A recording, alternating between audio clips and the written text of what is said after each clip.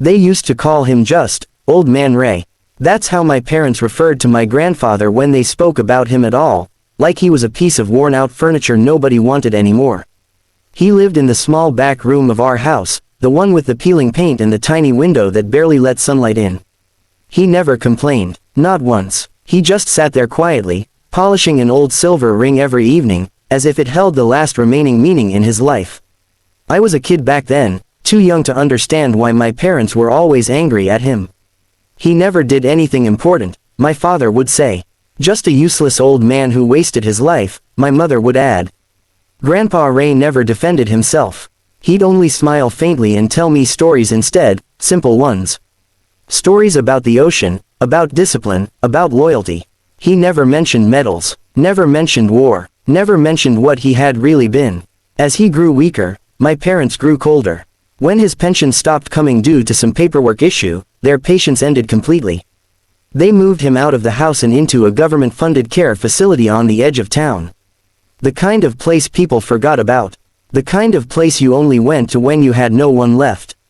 I still remember the day they dropped him off. He held that silver ring tightly in his hand, the skin around his knuckles thin and trembling. He looked back at us one last time, not with anger, but with disappointment that cut deeper than any shout ever could. "Be kind," he whispered to me. That was the last thing he ever said. Weeks passed, then months. My parents never visited him. Not once. They said he was already dead to them. I begged to go, but they told me to stop being dramatic. Then one night, the phone rang. The care facility called to say my grandfather had passed away peacefully in his sleep. No ceremony, no family by his side. Just silence. My parents didn't even attend the funeral. They said it wasn't worth taking time off work. So I went alone. A single wooden coffin, a few folding chairs, rain falling softly, like the sky itself was mourning him. That's when everything changed. As the coffin was being lowered, a black military vehicle pulled up behind the cemetery. Then another, and another. Men in full dress uniforms stepped out, high-ranking officers, their posture sharp, their eyes heavy with something that looked like grief and respect combined. One of them, an older man with silver hair and a chest full of ribbons, approached the coffin slowly. His gaze locked onto something resting on top of it. The ring. My grandfather's silver ring. The general's face went pale. He removed his hat, dropped to one knee, and whispered words I will never forget. "Permission to honor you, sir." Every soldier behind him snapped to attention. I stood frozen. The general turned to me and asked, "Are you his family?" I nodded, my voice gone. He swallowed hard. "Do you know who your grandfather was?" I shook my head. The general took a deep breath. "Your grandfather was a founding member of a classified Navy SEAL unit. He led missions that never made it into history books. He saved lives, extracted teams under fire, and once stayed behind alone to hold off enemy forces so his men could escape."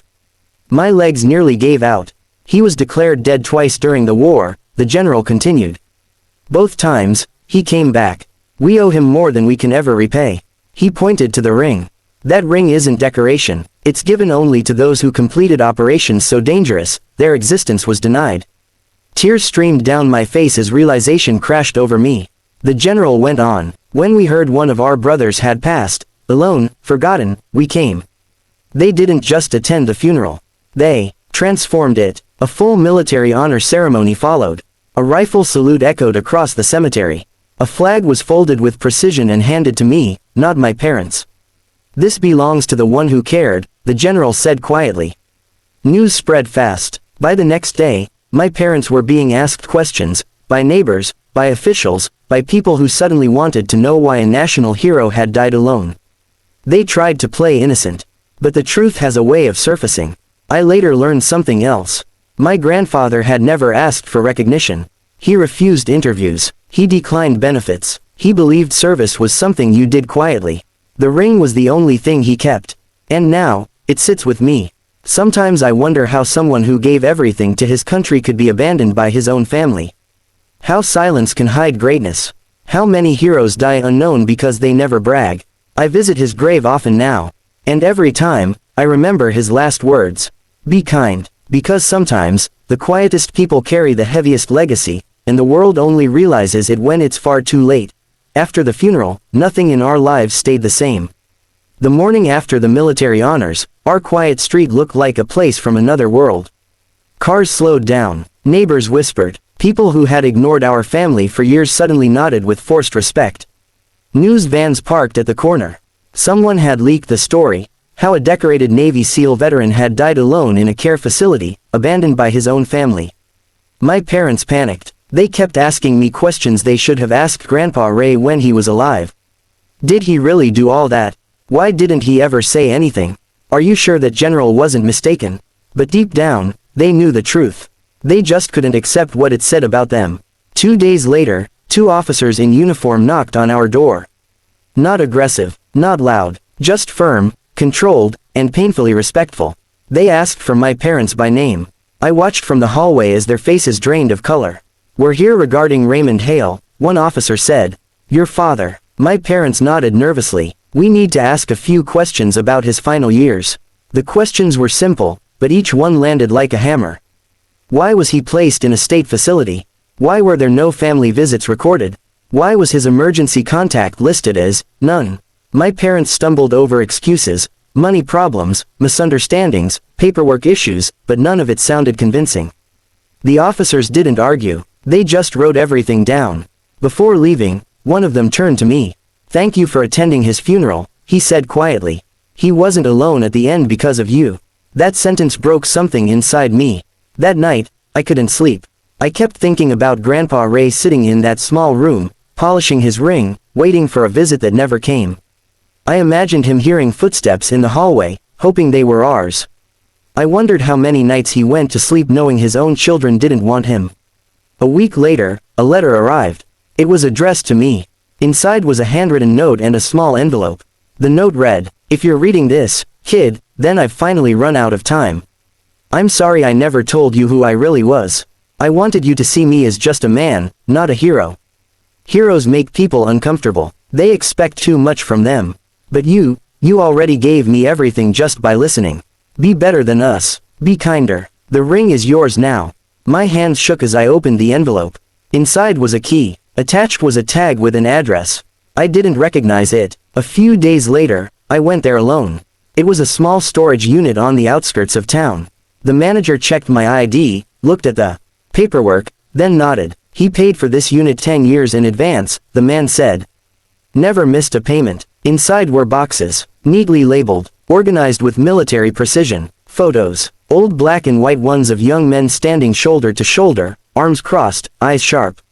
On the back of one photo, I recognized his handwriting. Brothers, not by blood, by choice. There were journals too, not detailed mission logs, just thoughts, reflections, regrets. He wrote about the men he lost. He wrote about coming home and feeling invisible. He wrote about how silence was easier than explaining pain no one wanted to understand. One line hit me harder than anything else. "I survived the war, but I don't think I survived peace." At the bottom of the unit, wrapped carefully in cloth, was a folded flag. I realized then that he had prepared for this ending. Quietly, without expecting anyone to notice. Back home, my parents were unraveling. Friends stopped visiting. Relatives started asking uncomfortable questions. My father grew angry, snapping at everyone. My mother cried constantly, saying she never knew, and would have acted differently. But regret after death doesn't heal the dead. The military investigation didn't accuse them of crimes, but it documented neglect. Emotional abandonment, failure of care. That report followed them, at work, in social circles, in silence. Months later, a memorial service was held at a naval base. This time, it was official. They read his name aloud. They spoke about operations that would never be declassified. About sacrifices no movie would ever show. About a man who refused recognition because he believed duty wasn't something you advertised. I was asked to speak. My voice shook, but I told the truth. I didn't know my grandfather was a hero, I said. I just knew he was kind. And maybe that's the part we forget most. Heroes don't always look brave. Sometimes they look tired. Sometimes they look quiet. Sometimes they're sitting alone, hoping someone remembers them. When it ended, the same general from the funeral approached me. "You carry his legacy now," he said. "Not the war part, the human part. Years have passed since then. I don't live with my parents anymore. We talk, but it's different. Heavier. Some things can't be undone. The ring never leaves my hand. Not because it represents war, but because it reminds me of what happens when we ignore the quiet people. Sometimes, when life feels overwhelming, I hear his voice again. Be kind. And I understand now. Kindness isn't weakness. Silence isn't emptiness. And the greatest heroes don't ask to be remembered, they just hope someone will care before it's too late.